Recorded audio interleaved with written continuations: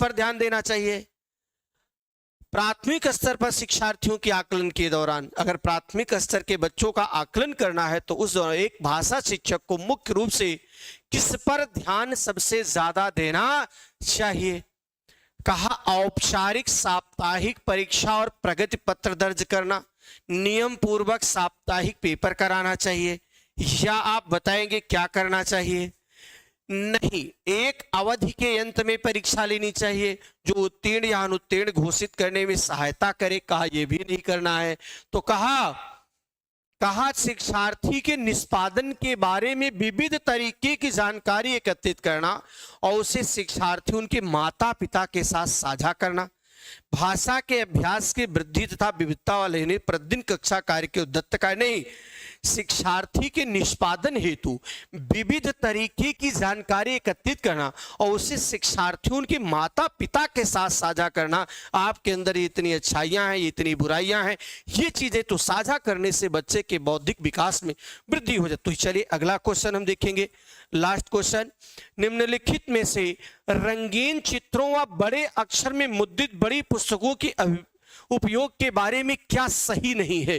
पहले तो आप ध्यान रखा करो क्या सही है और क्या सही नहीं है, दोनों चीजें आप ध्यान रखा करो। कहा कौन सा? रंगीन चित्रों बड़े अक्षरों में मुद्रित, कहा रंगीन चित्र हो, बड़े बड़े अक्षरों में लिखी गई हो, उस पुस्तक के उपयोग के बारे में क्या चीज सही नहीं है? कहा यह एक ऐसा सृजनात्मक एवं कलात्मक अधिगम वातावरण प्रदान करती है जिसमें बच्चे अधिक प्रक्रिया देते हैं। तो ये तो उत्तर आपके सही हो सकते हैं। फिर आप देखेंगे यह एक ऐसा बाल केंद्रित वातावरण प्रदान करता है जिसमें अमूर्त संकल्पनाएं पठन सामग्री चित्रों द्वारा संकेत रूप में दिखाई जाती है, यह भी सही है।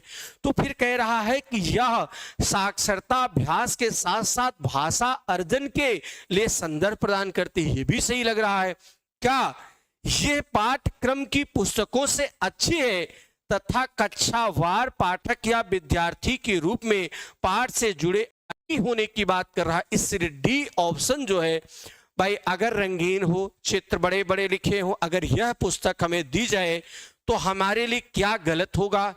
तो कहा भाई इसमें सृजनात्मकता बढ़ेगी, कलात्मकता बढ़ेगी, बच्चों के अंदर एक नया भाव जगेगा, वातावरण मिलेगा, सृजन क्षमता बढ़ जाएगी। फिर कह यह एक ऐसा बाल केंद्रित वातावरण प्रदान कर देगी जिसमें अमूर्त संकल्पनाएं जो दिख नहीं रही है वो भी बच्चा समझ जाएगा।